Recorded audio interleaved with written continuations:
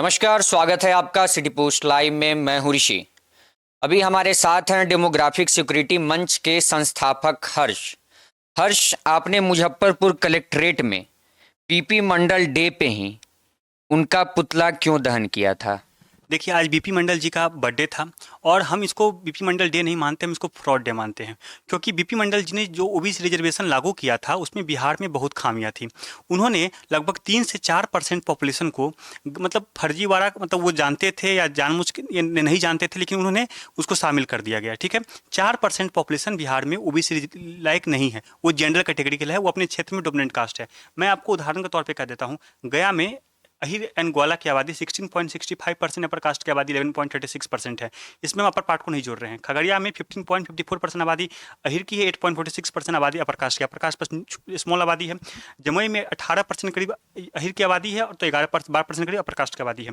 बांका में 18% करीब अहिर की आबादी है तो अपर कास्ट की आबादी में 9% के करीब है। सुपौल में अपर कास्ट अहिर की आबादी 18% है, अपर कास्ट की आबादी महज 5% है। और मधेपुरा के क्षेत्र में, जिसमें सहरसा का भी क्षेत्र एडप हुआ करता था, 27% अहिर की आबादी है, लगभग 8 से 9% आबादी अपर कास्ट की है। जहाँ पे अपर कास्ट की आबादी कम है, जहाँ पे वो डोमिनेंट कास्ट भी नहीं है, जहाँ पे अब नालंदा की बात करें तो वहाँ पे 17% कुर्मी है, 11.5% करीब अपर कास्ट है।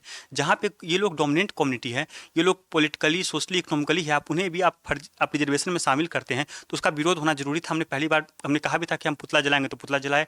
और ये जो 6 डिस्ट्रिक्ट है उसमें अहिर की आबादी 2.48% होती है और कुर्मी की आबादी 0.48% होती है, लगभग 3% आबादी होती है।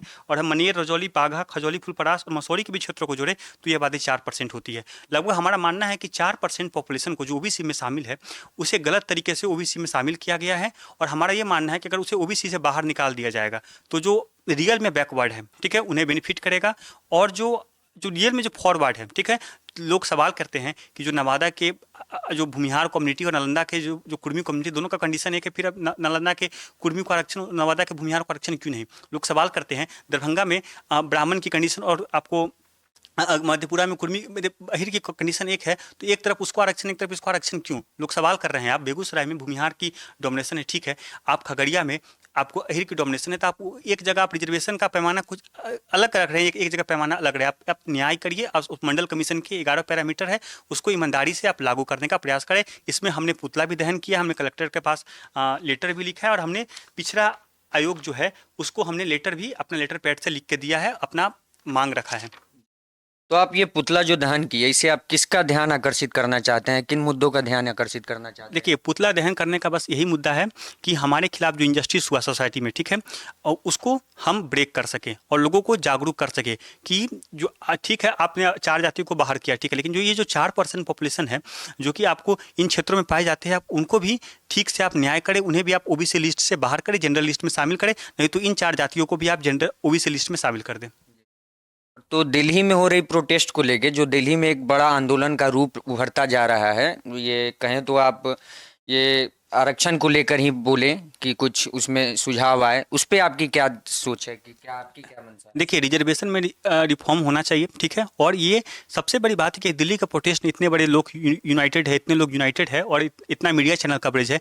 किसी ने भी आज बीपी मंडल डे पे जो कि उन्होंने ओबीसी रिजर्वेशन में गलत तरीके का इस्तेमाल किया। अब देखिए ना, मधेपुरा का क्षेत्र जो कि आज 9 ब्लॉक में बढ़ चुका है, वहाँ अहिर कम्युनिटी की आबादी 36.40% है, ठीक है, और भूमिहार की आबादी 0.38% है, ब्राह्मण की आबादी 1.17% है, राजपूत की आबादी 2.18% है और कायस्थ की आबादी 0.67% है।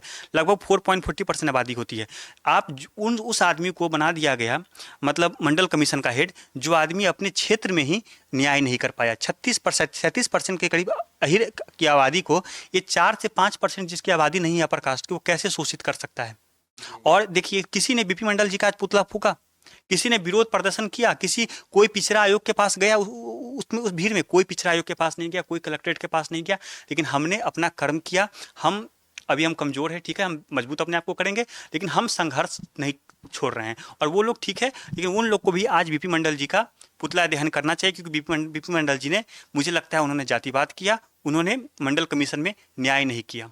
तो आपके हिसाब से मतलब आरक्षण जो मिलना चाहिए वो जनसंख्या के हिसाब से मिलनी चाहिए? देखिए, आप मगध के क्षेत्र में अपर कास्ट को आरक्षण मत दीजिए, कोई बात नहीं है, अपर कास्ट आपको मगध के क्षेत्र में यादव से ज़्यादा है। कितना ज़्यादा है हम वो भी बातें कर देते हैं। अपर कास्ट की आबादी मगध के क्षेत्र में यादव से 2.54% ज़्यादा है, ठीक है। उसमें आप गया में हम नालंदा में हम ओबीसी रिजर्वेशन हटाने की बात करें, क्योंकि वहाँ पे कंडीशन अलग है। हम भोजपुर में अपर कास्ट की आबादी यादव से 10.46% ज़्यादा है, हम एक जगह भी नहीं कर रहे, आप हटा दीजिए। मिथिला के क्षेत्र में 5.8% आबादी अपर कास्ट की यादव से ज़्यादा है, ठीक है। और अंग में 2.18% ज़्यादा है, लेकिन आपको अंग में बेगूसराय में ज़्यादा है, लखीसराय में ज़्यादा है, लेकिन आपको बांका जमुई खगड़िया में ज़्यादा नहीं है। बेगूसराय लखीसराय में का सिचुएशन आप करिएगा तो आपको खगड़िया में भी वही सिचुएशन और जमुई बांका में वही सिचुएशन अपनाना पड़ेगा। लेकिन आप कोसी की बात करते हैं, जहाँ पे 7 डिस्ट्रिक्ट है, अररिया, किशनगंज, कटिहार, पूर्णिया, सुपौल, मधेपुरा, सहरसा का क्षेत्र में बात करते हैं, वहाँ पे यादवों की आबादी अपर कास्ट की आबादी से 7.61% ज़्यादा है, अपर कास्ट 5% भी नहीं है। जो वहाँ का डोमिनेंट कम्युनिटी है, दिल्ली दरबार में जाते थे बीपी मंडल जी के पूर्वज, ये लालू यादव जी गरीब है, मधेपुरा के हम मतलब गोपालगंज के हम मानते हैं, लेकिन बीपी मंडल जी गरीब नहीं है। आप गोपालगंज के अहिर की तुलना आप मधेपुरा के अहिर से कीजिएगा तो ये बेईमानी हो जाएगी। हम साफ करें कि जहां अपर कास्ट की आबादी है, नहीं, अपर कास्ट की आबादी किशनगंज में 1% के करीब है, 1.15% है। आप कहिएगा कि 1% आबादी सबको शोषित कर दिया, नहीं, जो वहाँ का डोमिनेंट कम्युनिटी है उसको आप ओबीसी लिस्ट से बाहर करते हैं तो फायदा ये है कि जो जनरल कम्युनिटी है उसके साथ भी न्याय होगा, और जो ओबीसी लिस्ट में जो शामिल जातियाँ है, जो आप बताइए, जो मधेपुरा के जो अहिर कम्युनिटी, जो कि डोमिनेंट कम्युनिटी, जो कि 1700 से लेकर 1947 तक वहाँ के सबसे डोमिनेंट परिवार रहा है, मुरहो मंडल परिवार, उसका तुलना आप एक मल्लाह से कैसे कर सकते हैं, आईपी गुप्ता से कैसे करते हैं? आईपी गुप्ता जी को भी ये सवाल करना चाहिए कि आप ओबीसी लिस्ट में उन जो डोमिनेंट जगह है, जो 3 से 4% जो आबादी हो रही है, उसको आप बाहर करें और आप अच्छे से सामाजिक न्याय करें, आप बेईमानी ना करें। चलिए, बहुत अच्छा लगा। आपने सुना डेमोग्राफिक सिक्योरिटी मंच के संस्थापक हर्ष जी को। आप क्या सोचते हैं इनके बारे में? आप अपनी राय कमेंट बॉक्स में जरूर दें और देखते रहें सिटी पोस्ट लाइव। धन्यवाद।